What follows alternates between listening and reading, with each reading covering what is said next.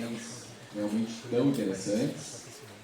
A primeira, então, sobre o Fernando Pessoa e seus heterônimos, e dentro dessa mesma ideia de multiplicidade, nós, então, passamos para essa conversa, esse bate-papo sobre produção e cultura transmídia.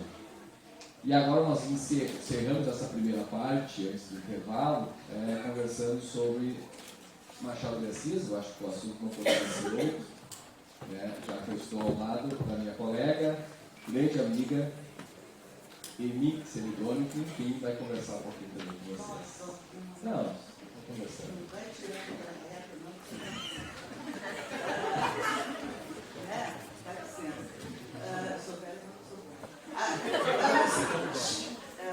A gente conversou muito sobre essa questão dos personagens do Machado e, aliás, de qualquer coisa, eu quero agradecer de estar aqui, eu estou achando massa.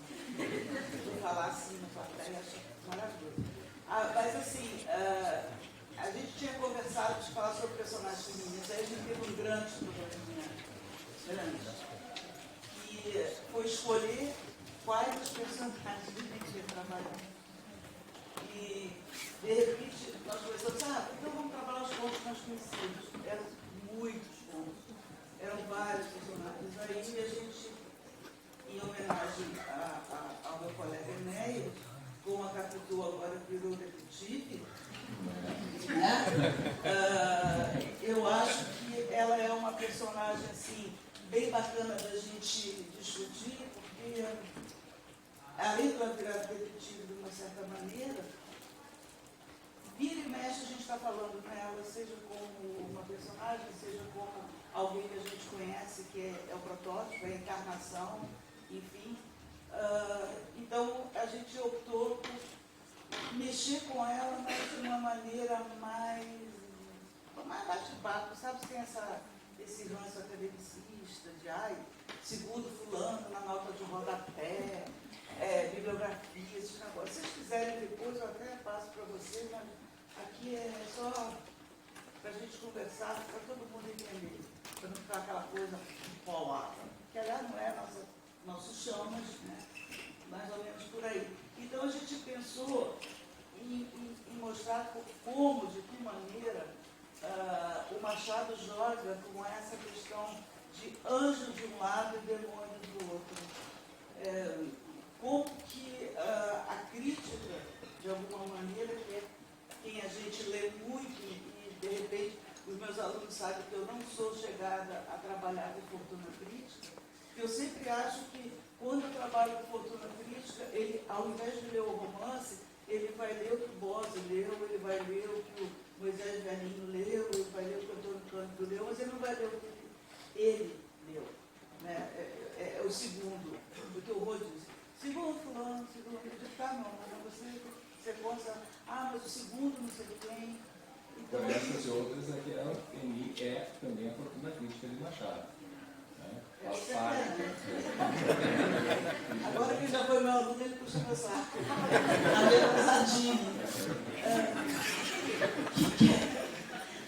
Então vai ser mais ou menos por aí. A gente vai mexer com essa questão de representação de personagem que acaba virando uma alegoria, né? Porque você vê o Ernesto trabalhando um século e tanto depois, e não é uma Capitu qualquer, é a Capitu de Machado. Então, evite imitações, né? Não é fake, é a Capitu de Machado, não é uma Capitu qualquer. Eu acho que mexendo com a Capitu, de alguma maneira, a gente está mexendo com essa representação complicada. Eu acho que a gente partiu desse imaginário, né, uma personagem que de alguma forma é uma alegoria, é uma metonímia, né, ela representa o todo. E discutindo, conversando sobre o Capitu, imaginamos que nós também estamos falando a respeito desse imaginário feminino que aparece na obra de Machado, que se estende a outros personagens que também, à medida da conversa, a gente vai incluindo. Mas enfim, nós pensamos algo, então, falando um pouco a respeito dessa ideia sobre Capitu, depois da publicação de Dom Casmurro, e conforme o tempo foi passando, perceber como existiram outros olhares que foram aos poucos ingressando dentro desse imaginário e transformando, ou trazendo uma pergunta maior ou várias perguntas em torno do romance, né? É interessante notar assim, que o romance ele é publicado ali na virada do século XIX para o século XX, e durante mais de 50 anos, mais ou menos até a década de 50, né, a crítica e também, por que não, boa parte ou a maioria da parte do público considerava a Capitu, dentro dessa ideia de anjos e demônios, como demônio, né? Ou seja, nós tínhamos ali o Bento como um marido traído, que sem alternativas, né, quase como um santo, ele cria esse exílio muito bem-vindo para a Capitu, né? Já afinal de contas ele acaba adotando uma atitude que não seria da mais trágica, não escolhe esse final trágico, mas enfim, um final aceitável para a esposa. Para confirmar isso, e essas informações eu tive justamente dos estudos da ENI, né, nós tivemos ali o Pujol, o Mário Matos, o Barreto Filho, que foram todos nessa mesma linha. Para que vocês tenham uma ideia do teor dessa crítica, né, para não pensar que nós estamos assim imaginando ou exagerando bom, tudo por nota do rodapé, mas um rodapé interessante. Então vocês escutem assim, por exemplo, o que o Pujol fala a respeito de Bento Santiago e Capitu. Abro aspas. Isso, primeira metade do século XX. Bento Santiago, alma cândida e boa, Bento Santiago, alma cândida e boa, submissa e confiante, feita para o sacrifício e para a ternura, ama desde criança a sua deliciosa vizinha Capitolina. Ela traz o engano e a perfídia nos olhos cheios de sedução e graça. Capitu engana-o com o seu melhor amigo, seu companheiro no seminário, Escobar. E Bento Santiago vem a saber que não é seu filho o que presumia do casal. A traição da mulher torna-o cético e quase mau. Quase mau. Na mesma linha, Mário Matos, em 1936, diz assim: ela, Capitu, tem já a experiência do instinto, a exuberância do temperamento, a força planturosa do útero, as malícias feminis como precocidade, tudo isso a concorrer para o completo domínio do companheiro. Então vocês vejam, né, que nessa primeira metade do século XX, a ideia, o Bento é um santo, né? Eu repito as palavras aqui, ó.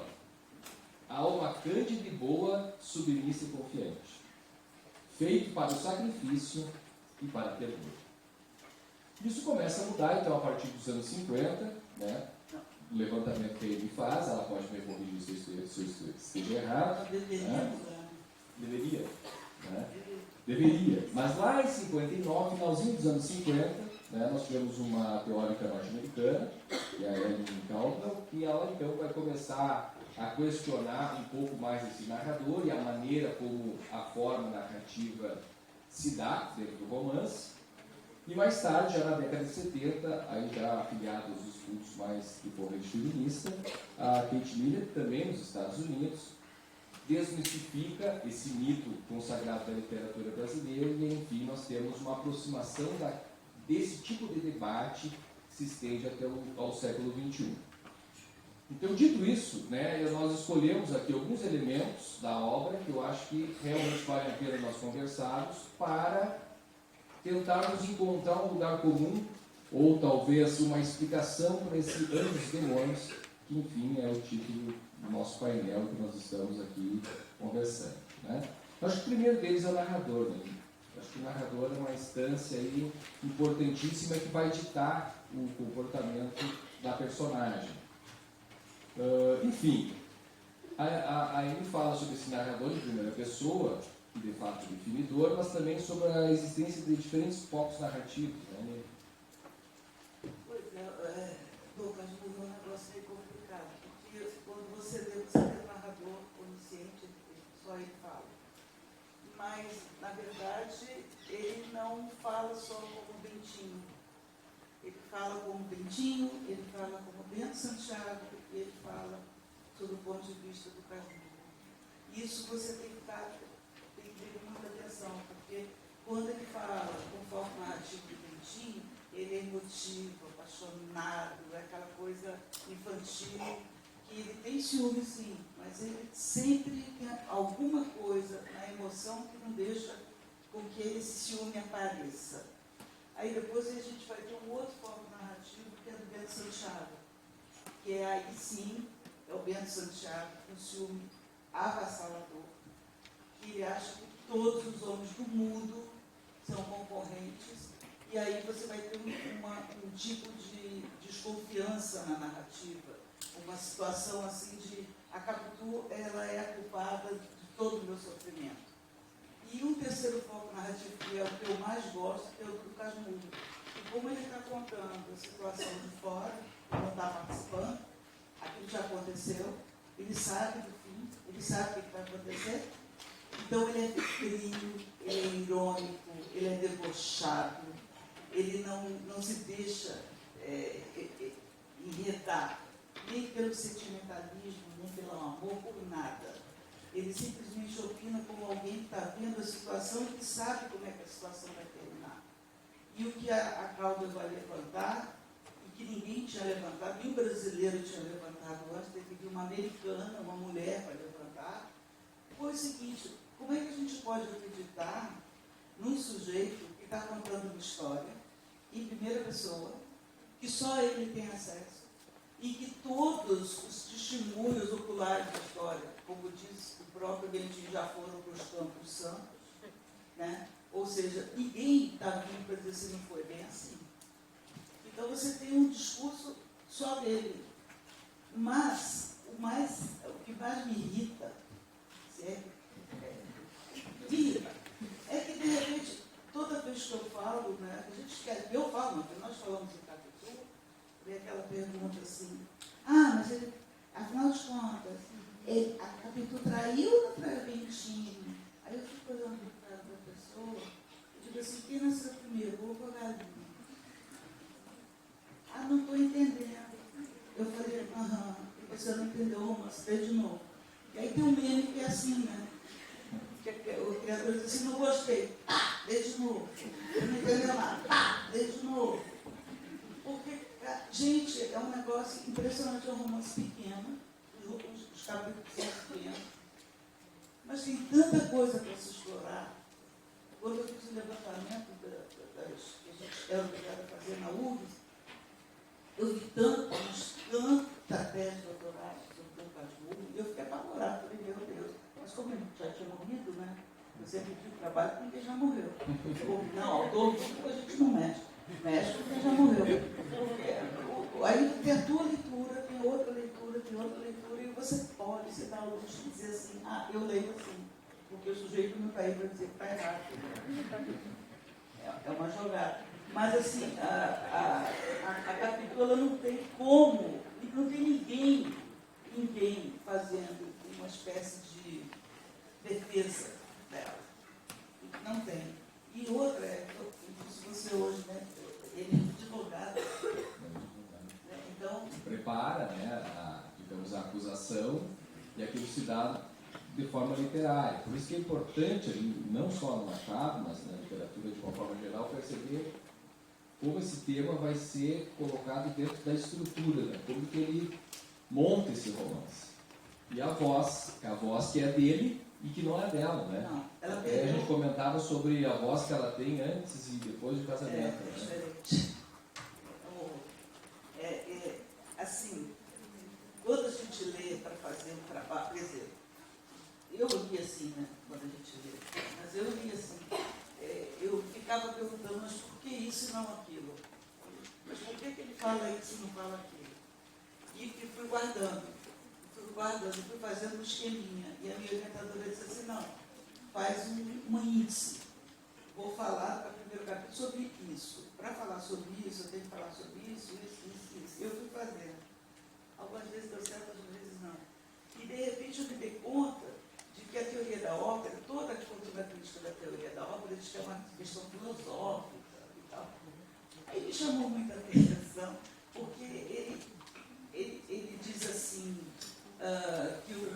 não tinha mais voz. O Marcolini não tinha mais voz. Mas mesmo assim ele cantava.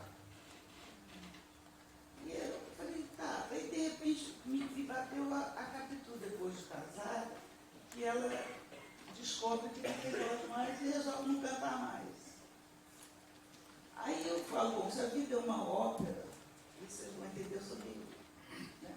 Se a vida é uma ópera, eu preciso ter voz. Não existe ópera sem voz. Se a vida é uma ópera, ela é um drama musicado.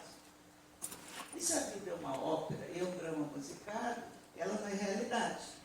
Ela é ficção. Ela é verossímil. Olha só. Viajei. E fui. Quando eu estava lá na Arábia Saudita, né, que eu tinha viajado até lá, eu pensei assim, puxa, alguma coisa não está batendo aí. Não é possível que ela tenha perdido a voz e Marcolini não. Por que ela perde ele não? Por que ela para de cantar e ele não? Aí eu fui me dar conta que o tempo inteiro o narrador está dizendo assim, só conta a verdade. Isso que eu digo é verdade. Se eu não fosse verdade, eu não contava. E aí eu dei outra pergunta, eu falei assim, qual é a concepção de verdade que esse sujeito tem? Será que é a minha? Será que é uma concepção de verdade que todo mundo tem? Aí eu fui e falei assim, não, peraí. Ele vai contar a história, olha só, ele vai contar a história da vida dele, né? É isso que ele vai fazer, vai atar as pontas da vida dele. A vida é uma ópera, ou seja, é verossímil. Logo, ele vai contar uma ópera. A vida é uma ópera. Então, ele não vai contar a verdade. Ele vai contar aquilo que poderia ser verdade. É verossimilhante. A coisa foi tão forte para mim que mexeu com essa questão da verossimilhança, daquela ideia que a gente tem de terceiro grau da verdade. Machado está no quarto grau da verdade. Não é a cópia da realidade, é a cópia da cópia da cópia. Vocês estão entendendo? Eu sei que é meio maluco, mas é o meu jeito. Deus me fez assim. E a ficção, né, essa ideia de ficção também passa uma ideia de construção de uma maneira que as coisas façam sentido também. Né? Ele está contando uma história, então ele precisa de alguma forma preencher todos aqueles espaços que na vida não teriam sentido, mas que dentro de uma narrativa precisa ter. Ou como ele faz essa comparação com a ópera, né, como a ópera deveria ter também. E acho que nesse ponto, né, ele também tem a questão da voz, que é ele, a voz ao narrador, enquanto que a Capitu é lembrada ou conceituada, descrita pelos olhos. Né? Os olhos do cigano é o grito dissimulado. Os olhos, eles observam, mas eles é algo que se entra, mas que não sai. Então a voz é dele. Se os olhos é dela, a voz é dele. E isso é importante no momento que a gente percebe quem conta a história. Né? Com certeza. E aí é muito interessante, porque não sei se você sabe a história da Fantasma da Ópera, né, que ela se apaixona e ela para de cantar. É uma coisa maluca. E aí na minha cabeça eu falei assim, não, mas peraí, vamos lá. Como é que funciona a ópera? A ópera no século XIX, todas as mulheres, todas, não é únicos, todas, ou elas eram mortas ou abandonadas, porque elas tinham que dançar conforme a música, elas tinham que ser do tipo que o imaginário social dava para aquela mulher. Ela tem que ser, ela tinha que ser não, ela tem que ser até hoje, né, gente? Vamos combinar, eu estou falando do século XIX, mas até hoje é assim. Se você desvirtua um pouquinho do imaginário, já te olham, nossa, o que essa mulher está fazendo, né? Vocês imaginem no século XIX, uma menina de 14 anos de idade, que bate o pé, briga e manda do ventinho, e depois que casa, tá bom. Fica trancafiada dentro de casa, não fala mais nada. E aí tem um outro corpo, que é mais doido ainda, que é o lance dela. Eu tenho que apresentar essa mulher de alguma maneira, essa personagem, que não choque, sabe? É uma menina de 14 anos, né? Essa coisa dos homens pérfida. Força planturosa do útero. Do útero, com 14 anos, meu Deus. Aí eu fiquei pensando, se na verdade essa menina, com 14 anos, ela é do jeito que ela é, por que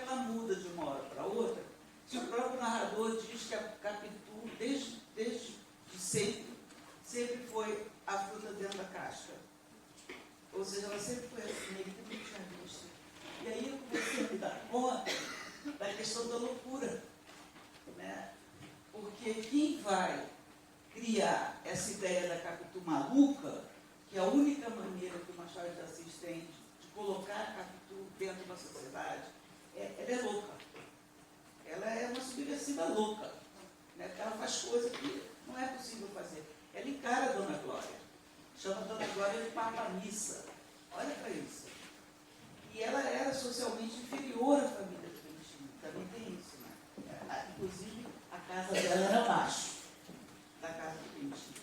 Então tem toda essa construção inferiorizada e essa construção de maluca. E eu falava assim, por que ela tem que ser maluca?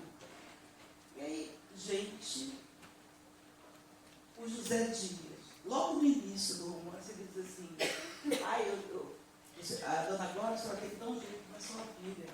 Ela vive de segredinho com o filho do tartaruga. Teu filho vive de segredinho com a filha do tartaruga. Ela é meio estrambelhada, desviolada. Aí eu digo, que miserável, né? Chamando a garota de maluca. Aí quando tem um capítulo que é o agregado, que vai dizer de onde José Dias saiu, aí se ele era companheiro do pai do Bentinho, numa fazenda em Itaguaí. Como assim Itaguaí? Itaguaí não é onde tem a Casa Verde? Não é do Bacamarte? Quem é que pode saber mais de loucura do que alguém que conviveu em Itaguaí? Olha para isso. Aí eu parei e falei, mas peraí, não é possível. Aí lá, no capítulo 50 e poucos, a mãe da Capitu, a Capitu está sentada, o Bentinho está penteando o cabelo dela. E aí ele sai e ela diz assim, vai ver minha filha. Ela é meio doida, é doidice. Aí eu falei, ela está repetindo exatamente a representação que o José Dias tem. E no fim, gente, a própria Capitu fala, Bentinho, nem liga para isso não, são maluquices minhas, eu estou bem maluca. Aí eu parei e falei, gente, é a Teresa de Loretti na veia, feminina e representação. É o que o outro fala da gente e a gente repete. Ele fala, a gente internaliza e depois repete. Quem disse? Não sei. É aquela coisa do, ai, professora, desculpa, eu estou na TPM. Mas eu, para que disse isso, Denise? Alguém disse. Você ouve, internaliza e repete. Ou, ai, professora, a senhora sabe, eu sou loura, né? Aí eu digo, e daí, minha filha? Pensa com a raiz.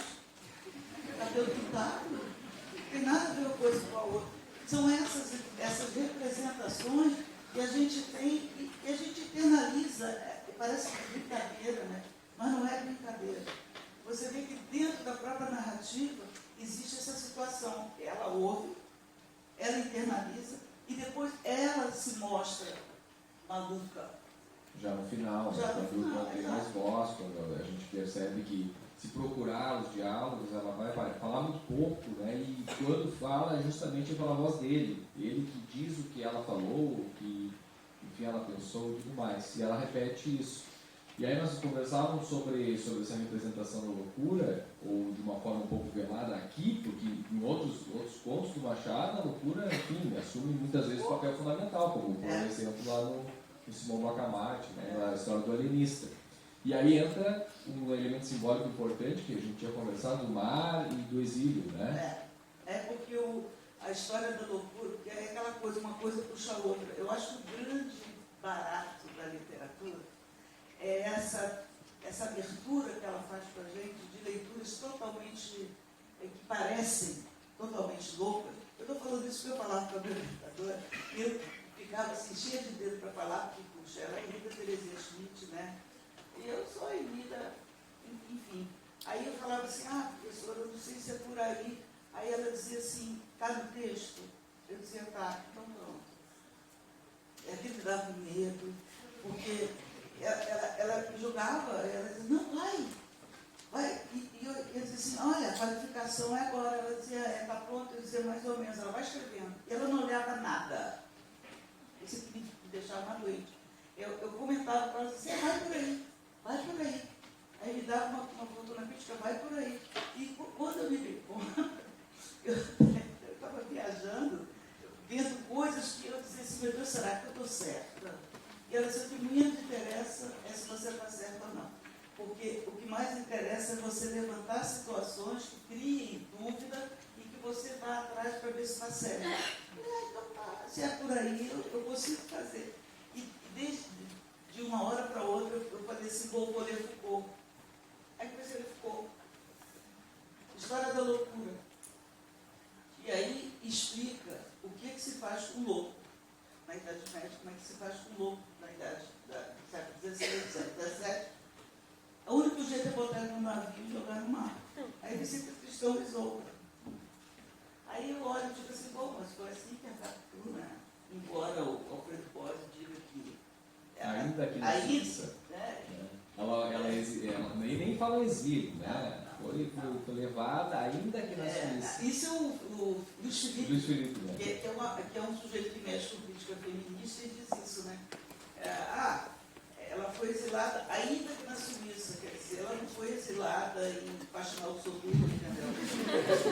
Ela foi exilada na Suíça, ainda que na Suíça. Aí eu fico pensando assim, se a gente perguntar para todos os exilados da década de 60, todos, Gil, Caetano, eu assim, puxa, que bom você foi exilado na Inglaterra, né?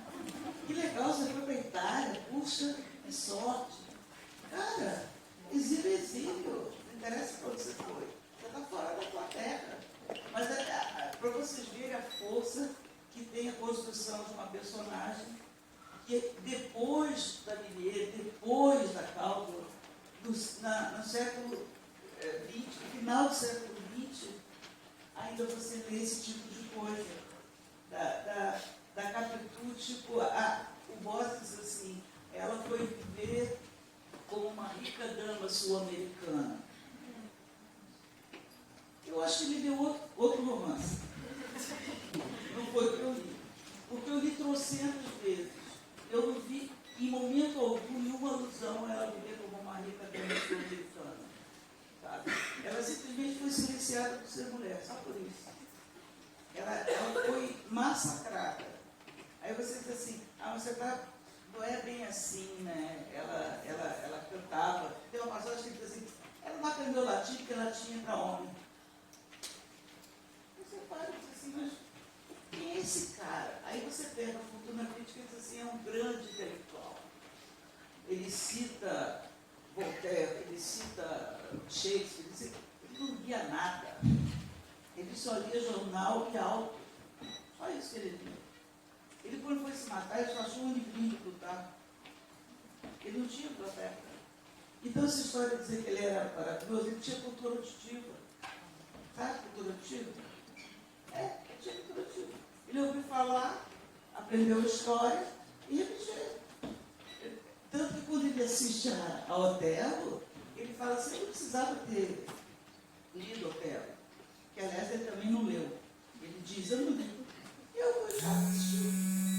Então, não me interessa isso aí. Então, são essas questões que vão sendo levantadas, né? Essas representações, e que a gente vai engolindo, e claro, né, a gente lê Fortuna Crítica de alguns autores, e a gente fala assim, puxa, quem sou eu, né, para encarar o fulano de tal, que é um sujeito que tem 500 mil anos de estrada, é de São Paulo, aquela coisa toda. E eu falei para a mulher, olha, eu acho que não vai dar não, porque o cara falou um monte de besteira aqui. Aí ela olhou para a cara e disse assim, cai em cima. Vocês me conhecem, né? Vocês sabem, falou para mim cair em cima. Eu falei, olha, então prepara meu skate que lá vou eu. E comecei mas aí está, tudo que eu disse, e tudo que eu continuo dizendo, eu estou com fundamentação no texto. Eu não inventei nada. Aqui não tem Dom Casmurro retorno. Sabe? É o que está ali. O que está ali foi o que eu li. E eu peguei uma orientadora daquelas assim, de dizer assim, vai fundo. Aliás, eu peguei 2. O meu mestrado foi a mesma coisa. O meu mestrado mandava eu voar mais alto. Aí um dia eu falei, cara, se eu voar mais alto, eu saio de órbita. Não tem condições. Não, me segura. E eu peguei a outra e disse, você vai escrevendo. E eu ia escrevendo. Aí depois ela disse assim, tem 3 teses aqui dentro, escolhe uma e vai. Assim, uma coisa básica. Aí quando eu terminei a leitura, que eu achei que era uma leitura maravilhosa, poderosa, que eu não contaminada, que a gente sempre acha, né? Hoje eu olho e tenho vontade de sair correndo, mas na época eu achei maravilhoso. Aí eu comecei a ver, por exemplo, a construção da Capitu, gente, é uma construção baseada como é que fala? No Antigo Testamento. Tá? Está lá no Torá, não está na Bíblia. Porque ela é filha de Lilith. Ela não. Ela e todas as mulheres do romance. Todas elas têm os olhos de cigana dissimulada. A prima Justina tem, a Sancha tem. Todas elas têm. Todas elas vão em cima do dentinho, na boa. É só a lei que vocês vão ver. E me chamou muita atenção porque tem uma passagem em que ele está no convento, não, gente, no convento, seminário. Ele está no seminário, ele sai e ele encontra uma senhora que caiu e aparecem as ligas da criatura. Aí ele vai dormir, e ele está dormindo e começa a sonhar com várias mulheres de mão dada dançando em cima dele, e aquelas pernas assim em cima dele. E ele tem uma poluição noturna. Ele acorda envergonhado, muito envergonhado. E aí, talvez por isso, a questão da sensualidade da captura, que todos eles falam.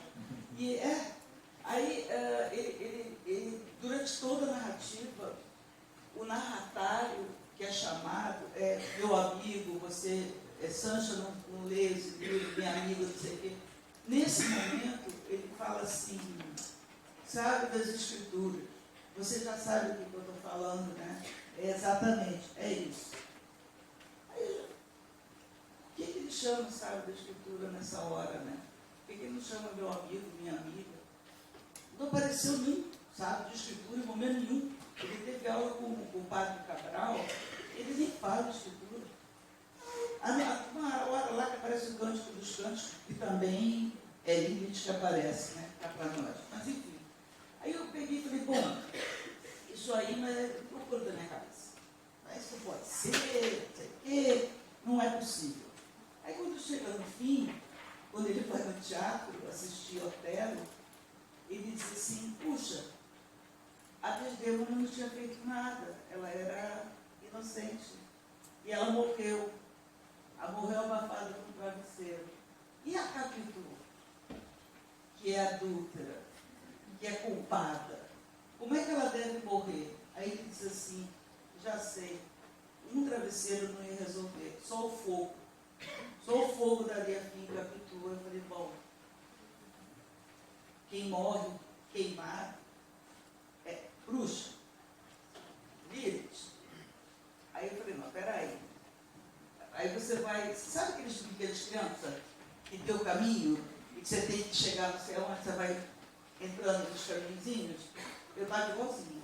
Eu ia botando os caminhozinhos. Eu disse, não, peraí. Aí eu amarrava uma coisa com a outra. Aí eu disse, eu tenho medo de cavalo. Lá no início de bom, o cavalo é uma personagem de bruxaria.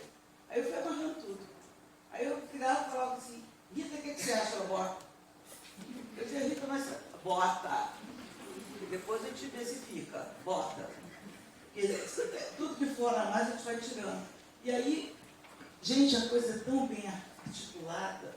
Você vê um texto que tem, ele é de final do século XIX, do século XX, ele tem mais de 100 anos, e até hoje a gente está falando ao Enéas como a personagem, como o nome da Capitu. São situações assim que você diz, puxa, como é que o sujeito inventa uma personagem dessa? Ele faz com que todo mundo fique preocupado com a questão fidelidade ou infidelidade. E eu vou dizer para vocês, assim, olha, eu li, eu não sei, mas eu devo ter lido mais, sei lá, 80 vezes, sei lá, quantas vezes. O meu Dom Casmurro, que eu ganhei o meu primeiro orientador de mestrado, ele está podre. Sabe o que é podre? Eu escrevi nele todo, eu rabisquei, eu botei esses poesias, pó, é um horror. A capa caiu, eu não sei onde está uma página, aí aparece a outra, está um inferno. Eu tive que comprar um novo para isso. E eu vou dizer para vocês uma coisa, o que menos interessa em Dom Casmurro é a infidelidade da capa. Se ela traiu ou não traiu, é o que menos interessa. Ele vai deixar essa dúvida aí até ad eterno. Você vai daqui a 100 anos, meus trinetos vão estar dizendo assim, será que traiu mesmo Betinho? Quando ela era lá, ela trabalhava como detetive lá no papel do Enéas lá, será que ela continuou traindo? Será que é assim? É uma coisa absurda, é uma construção que ela ficou grudada nessa coisa do você faz de captura, olha e se dane, obriga a dissimular. Eu falei, não era isso que eu ia dizer. Mas não importa. Você fala no nome, já vem direto. E o tipo de leitura que você pode fazer. Por incrível que pareça, eu não trabalhei com crítica feminista, não. Vocês estão pensando que a minha tese é sobre feminino? Não é, não. É que essa questão veio. Né? Porque não tinha como não vir. Era mais uma leitura, digamos, política do que, embora feminismo seja político, mas era mais uma briga entre república e monarquia. Eu vou, né, gente? Dá licença. E aí eu tive uma orientadora, eu vou dizer de novo, que dizia assim, vai minha filha, vai voando. E eu vou. Aí eu disse para ela assim, cara, mas olha, eu acredito que eu vou a cavalo. Ela disse assim, tá, e daí? Você já não falou que tem a ver com... Eu falei, tem a ver, mas tem mais a ver, não é possível. Tem alguma coisa aí que não está legal. E aí você olha e diz assim, bom, você tem um sujeito que ele vai ser criado só por mulheres. Aí você diz assim, não, tem o tio Cosme. Tio Cosme, ele não dava opinião sobre nada. Né? Ele ia perguntar para a prima Justina. Prima Justina, o que você acha? Né? Aí você diz, mas tem o Zé Dias, né? O grande guru, é como a vaca de Homero. Fica lambendo a cria, como mãe. O pai da Capitu chora doidado. A figura do pai dele já morreu e está no quadro, né? Que representa uma coisa passada. Está no quadro. Está lá na sala. A monarquia já terminou, né? Já. Quer dizer, é uma representação de respeito, mas que já foi. E aí me chamou a atenção que ele não queria entrar no seminário, a gente sabe disso, né? Mas me chamou a atenção porque ele disse assim, eu acho que eu vou fazer medicina. E ele disse, mas pediu o Zé Dias para falar com a minha mãe, porque todo mundo sabe a história, né? Que ela tinha prometido entregar o Bentinho no seminário. Não entrega, ela dá um 7-1. Ela pega um menino de rua, um menino largado, e entrega no lugar do filho. Quer dizer, enganar o santo, cara. Né? Uma mulher tão temente a Deus, né? Uma santa, e ela faz esse tipo de coisa. E aí vocês falam assim, tá, mas então ele não é que ele fosse um sujeito mau, não era. Ele era o que a época, né? O que a época dizia que ele tinha que ser. E de repente, todas as mulheres do romance são fortes e os homens são a merda de um coma, assim. Eles não fazem nada, eles não resolvem nada. O único homem, a Vanzalete, quer dizer, o cara machão que tinha no romance, morreu. Era Escobar. Foi o único. Que representa um perigo para ele, né? É uma maneira de transformar aquela amizade. Né? O resto não. E aí você diz assim, tá, mas o que tem a ver essa questão da República? Cara, se você olhar o que significa a monarquia, é o grande pai, Dom Pedro II. Ele é o pai da nação. Pai da nação é demais, né? O pai, 1, 2, 3, dá 1, 2, 3, nação. E se você olhar a República, o símbolo é uma mulher. Aí eu fiquei pensando, se um menino criado só por personagens femininas tem o futuro que tem, você imagina um país que agora está sendo mandado por uma mulher. O símbolo é uma mulher. Aí eu digo assim, não, mas isso também é um pouco demais, não é possível. Aí eu vou ver, esse horror a cavalo, qual é o símbolo da República para nós aqui no Brasil? É uma imagem equina do Marechal Deodoro montado no cavalo, todo mundo sabe disso. Aí ele tem horror de amarelo. Ele odeia amarelo. Eu falo o tempo todo na arte, eu odeio amarelo, não gosto de amarelo. Aí você vai olhar, amarelo era o apelido da polícia do Exército, no século XIX, porque tinha aqueles botões amarelos na roupa. E aí você vai juntando uma coisa com outra. Mas o Jacó vai ser publicado 4 anos depois, que é justamente Exatamente. Quer dizer, já estava, de alguma forma, mas ele se lê, o Machado se lê, ele trabalha com muita textualidade, ele vai repetindo. Olha, se vocês lerem Dom Casmurro e lerem os contos do Machado, vocês vão achar os contos do Machado dentro do Dom Casmurro. É uma coisa absurda. Vocês dizem assim, não é o conto dentro. Ele chega ao ponto de ele ter um capítulo inteiro chamado Os Braços, que é o título de um conto dele. Aí você diz assim, mas por que está isso aqui? Porque a Capitu ia para os bailes com o braço de fora, como a Conceição do Rio estava também com o braço de fora. E aí você diz assim, tá, mas como é que você amarra uma coisa com a outra? O final de Os Braços diz assim, mas foi um sonho. Foi apenas um sonho. Aí você vai lá no início do romance, o Betinho diz assim, o Betinho ele é chegado aos sonhos. Ele gosta muito de sonhar. Aí eu digo, mas que desgraçado. Ele faz um capítulo todo calcado, com ainda a textualidade, para você entender o que o raio do Betinho faz, que ele enxerga coisas. Né? E como o resto do romance todo, a alma imaginativa, o ciúme que de fato vai contaminando aquelas ideias e vai criando, sonhando.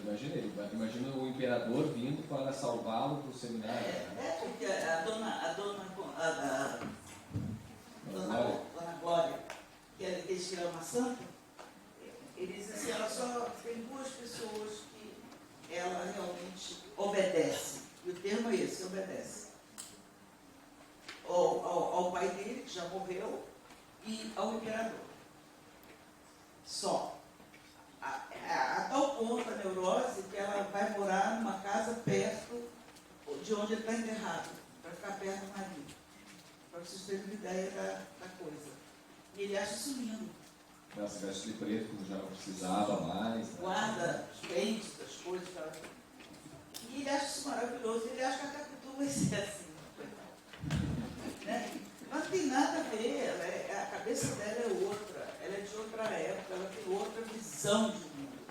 Mas ele não se conforma. E daí eu fiquei pensando que a casa que ele manda fazer, né, que ele manda fazer uma casa que é semelhante à casa de Mata Cavalo.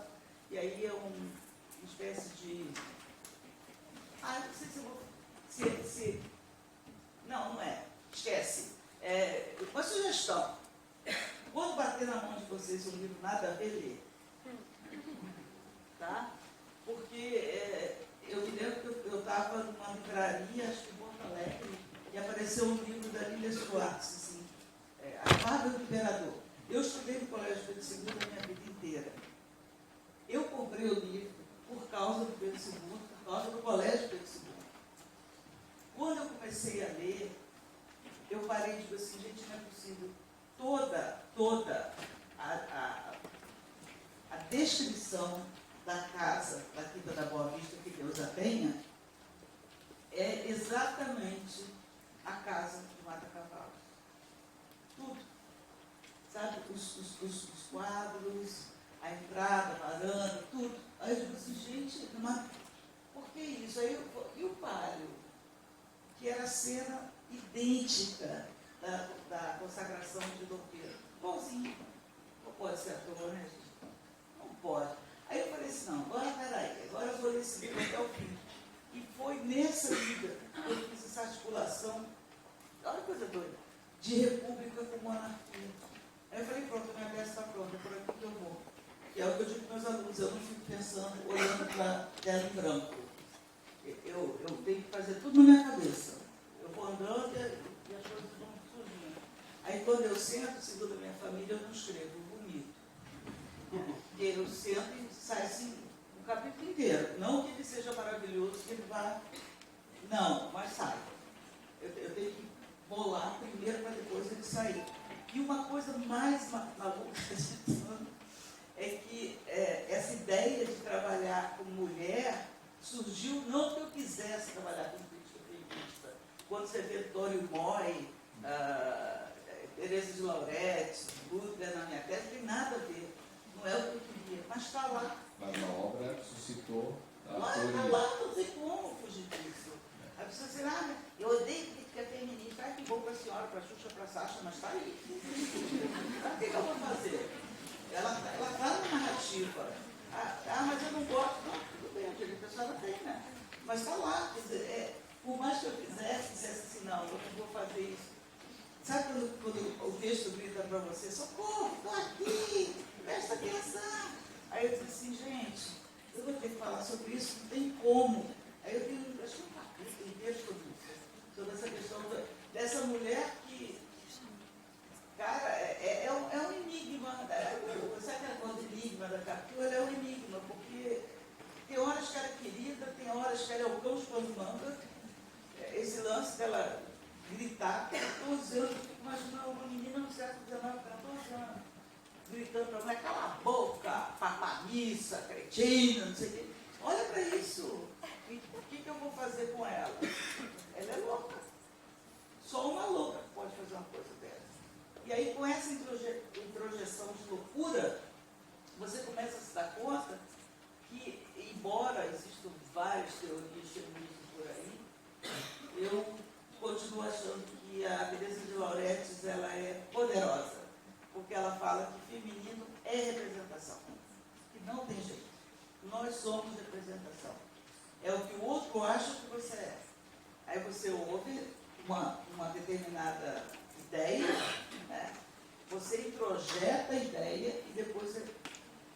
Eu ia dizer para vocês, eu vou dizer mais fáceis que eu conheço é a TPM. Ninguém sabe de onde saiu isso. Ninguém nem sabe se foi dito. Porque é um discurso científico, não é um discurso do porteiro do meu prédio. É um discurso científico. Aí eu fico assim, mas quantas mulheres estão estudando? Mas todas elas são brasileiras ou tem esquimó? Mas elas, que idade que elas têm? Essas mulheres que foram estudadas, elas têm a mesma idade? Então, a TPM de uma mulher de 15 é que nem a TPM de uma mulher de 40? A TPM de uma asiática é igualzinha a TPM de uma nordestina? E são perguntas que eu me fiz e eu não encontrei resposta nenhuma. Mas todas as mulheres, em princípio, falam isso. Ou quase todas. E não tem de onde tirar. Agora, vocês imaginem a força de uma representação dessa num romance do século XIX que é estudado até hoje. E até hoje tem gente que fala para mim, você estudou aquela maldita. Eu digo, maldita. Aquela Capitu, coitado do Bentinho. Coitado, gente. Conhecendo os outros personagens do Machado, será que ele ia criar, de fato, esse narrador com esse comportamento, né? Descrito por Você imagina o troço desse, aquela maldita. Eu falo assim, que maldita, aquela Capitu, coitada. Ainda tem pena do Bentinho. Eu ainda tenho que aguentar isso. Vocês olhem a situação. Eu ainda tenho que ouvir falar, pois é, horrorosa, né? É horrorosa, Deus me perdoe, Deus me livre. Aí a pessoa diz assim, mas você leu a fundo? Eu digo, olha, a fundo eu não li, mas o que eu li já me mostrou que não é bem assim, não. Numa situação de você dizer, mas todas as personagens são assim, eu estou para dizer para vocês que a maioria. Às vezes você lê um conto e não se dá conta, o conto que não se dá conta, eu não repito crianças, não faço esse caso. Mas aí você fala assim, mas tem um conto que está contando a história de Jó. Falar coisa boa. Aí você começa a destrinchar, você tem vontade de se matar. Dá vontade de voltar aos cursos, assim, como radiador elétrico, umas coisas assim. Porque ele tem uma capacidade, tem um conto que os meninos vão ler, os meus ex-alunos vão ler, que é a minha Madalena, que é aquela coisa do Ivanis, né? De onde ele vai ter que matar a Madalena. E essa é a minha Madalena, que é um conto que se chama Cartomante. Meus alunos já estão desesperados. Eu nem comecei, eles já estão desesperados. Que você lê e, de repente, você chega no fim e você diz assim, mas o que esse cara quer com isso? Que vai ser uma desgraça, já está avisado no primeiro parágrafo. Que vai ter uma traição, já está no mesmo parágrafo. Porque tem uma intertextualidade, né? Existem vários mistérios entre o céu e a terra, que se supõe na nossa filosofia. Vírgula, dizia Rita no original. Perdão, no popular. Aí você fala assim, bom, então ele já avisou que vai ter uma traição, uma infidelidade, que alguém vai morrer, já está explicado. Só que quando você termina de ler, você diz assim, puxa, que mulher miserável. Ela traiu o marido com o melhor amigo dele. Como se na época, né, era uma desgraça. Eu não sei se é. Mas na época era uma desgraça. Aí você diz assim, meu Deus, que absurdo isso. Olha, a traição. Aí depois que você começa a ler 2 vezes, 3 vezes, 4 vezes, você vai notar que no início ela é infantil. E ele não. Ele é maduro, maravilhoso. Não acredita naquelas... Não acredita em nada. Ele é coisa de criança. Aí, de repente, ele vai na cartomante. E ele vai ter exatamente as mesmas reações que ela. E aí você fala assim, mas por que o Machado faz isso? Aí você se dá conta de que ele está aqui, o Camilo está aqui e a Rita está aqui. Conforme a narrativa vai, ele vai descendo, vai descendo, vai descendo, vai descendo, até chegar no plano. Que é a maneira que ele tem de rasurar esse binômio masculino e feminino. Agora todo mundo é igual. Agora ele vai acontecer isso e outros pontos dele. Então, quando a construção é de uma mulher diabólica, desconfia, lê de novo, questiona, porque no meio daquela construção diabólica tem uma pitada de, cuida do cara que está contando a história. Presta atenção nesse sujeito, porque, gente, não é confiável. O Machado não é confiável. Sinto muito. Eu sei que vocês vão sair daqui desesperados, mas é verdade, não é confiável, não. Eu não disse isso, né? Eu só falo perto do advogado. Mas ele é não sei, ele consegue te enredar de tal sorte que você acaba acreditando, é como eu digo, acreditou que ela era horrorosa, mídia, não sei o quê. 50 anos não é pouco. Não é pouco. Não é pouco. Mais de 50 anos. Mais de 50 anos. O que é mais deprimente é que, de repente, você lê um grande crítico de São Paulo e que vai falar a mesma coisa. Ele é um grande intelectual da onde? Mas ele tinha muitos livros. Aonde que ele tinha muitos livros, gente? O cara dele se matar só acha um. Ele convida o Escobar para a casa dele e diz assim, estou morrendo de vergonha de mostrar minha biblioteca para ele. Gente, e aí você, não, mas ele era um grande intelectual. Aí ele lia muito, ele só lia jornal, e olha que ele lia muito. Olha para isso. E se o romance é Otelo, se tem essa comparação, o Capitu é Desdemona, que morre, enfim. Que não tem nada a ver com isso. Mas é aquela coisa, ele olha a foto do Escobar e diz assim, meu filho é igualzinho.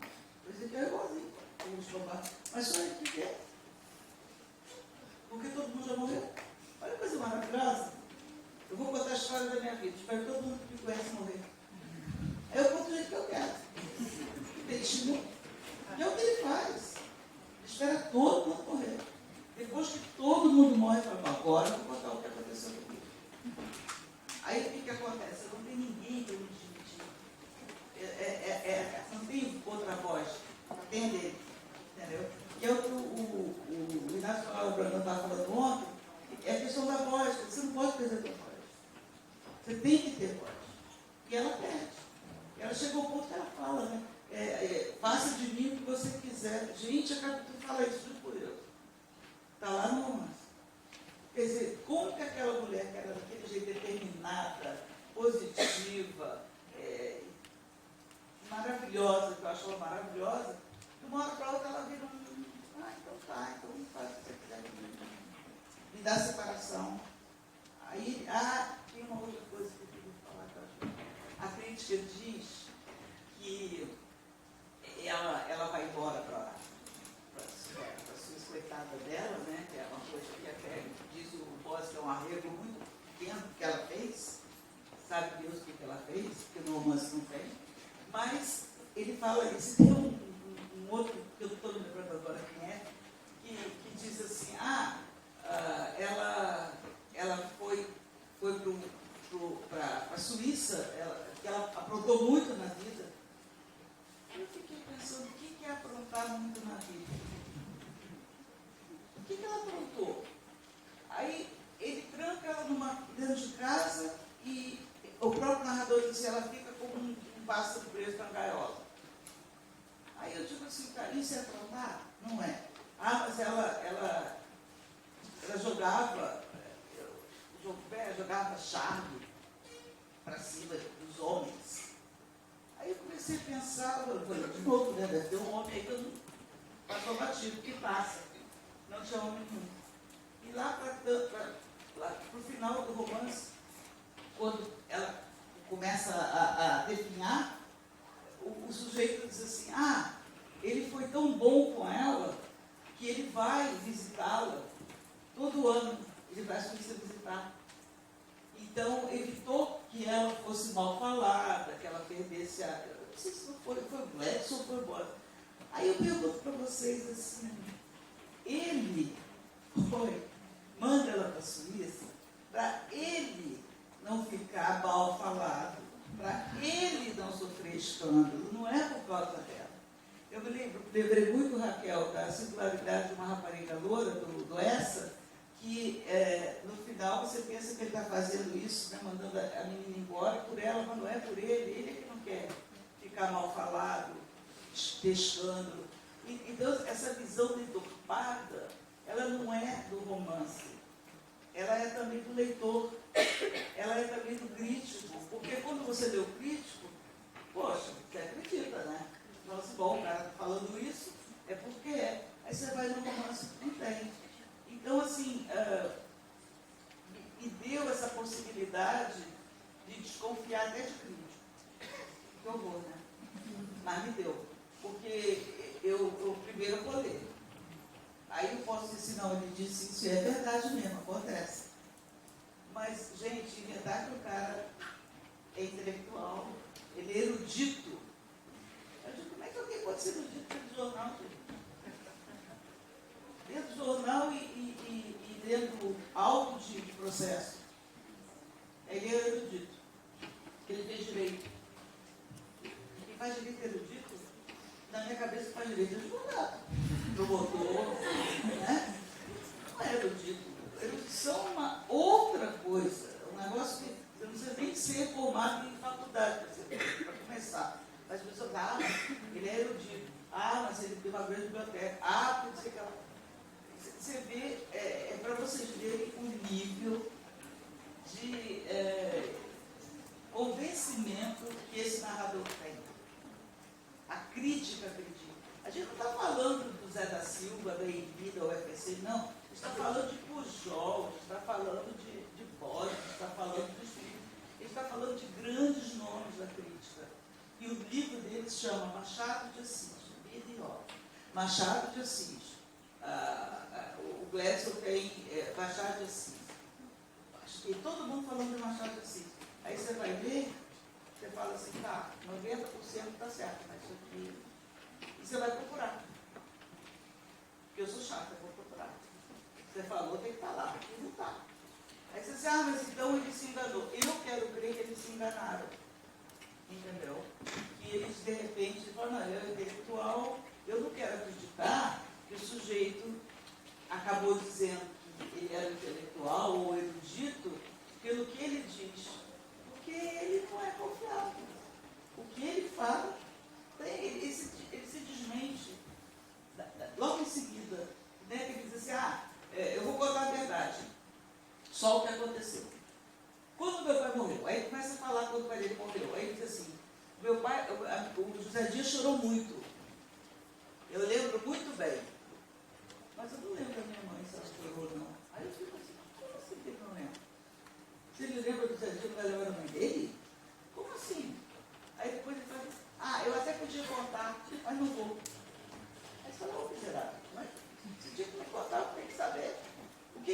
aconteceu na vida dele dentro da faculdade?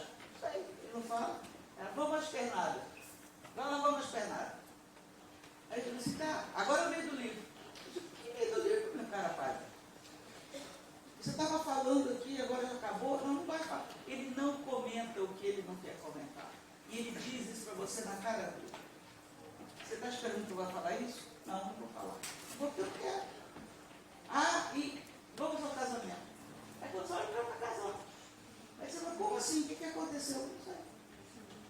Isso é de que ele não quis escrever? Não. Ele não quis escrever mesmo. Agora vai ficar na saudade. Não vou te dizer o que aconteceu. É deprimente, gente. E você fica procurando alguma coisa que dê uma luz, sabe? Não tem. Infelizmente não tem. E deixo aberto para vocês lerem e escreverem uma tese. Dizendo tudo que eu estou falando. Não, eu acho barato isso. Fala assim, ó, totalmente fora da casinha. Tudo que você falou é sandice. Espero que alguém faça isso. Muito bem, muito bem. Temos ainda como é que estamos de... Tem uma pergunta? Não? Vamos para o intervalo. Eu acho que infelizmente, vamos ter que seguir, né? Vamos lá. Mas... Agradecemos, então, a presença de todos e todas. Estamos muito felizes com o debate. Debate só eu falei isso. Não, olha, eu vou te falar. É de chorar. Obrigado.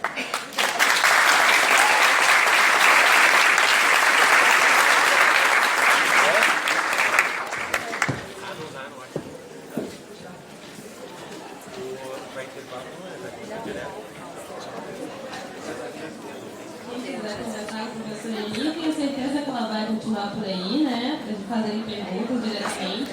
A nossa programação segue, mas eu quero avisar que quiser tomar um cafezinho ali fora, nós temos um cafezinho, mas não iremos parar, tá? Porque ainda tem muitas atividades.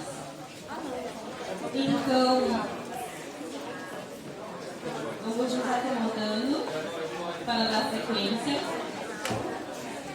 Agora com Gerson Vela e Márcio Bens, que falaram conosco sobre Jack Kerouac. 50 anos da morte do autor de Underworld. Então, em 21 de outubro de 1969, morria com apenas 47 anos o escritor norte-americano Jack Kerouac. O autor de Underworld, Bíblia da geração Beat, tornou-se um dos mais populados ícones da cultura pop mundial. Publicado em 1957, o livro continua influenciando inúmeros artistas pelos 4 cantos do planeta, tendo ganhado adaptação para o cinema pelo cineasta brasileiro Walter Salles, em 2011, e em vida, Kerouac publicou 14 romances e 2 tomos de poesia. Sua obra póstuma soma cerca de 20 publicações.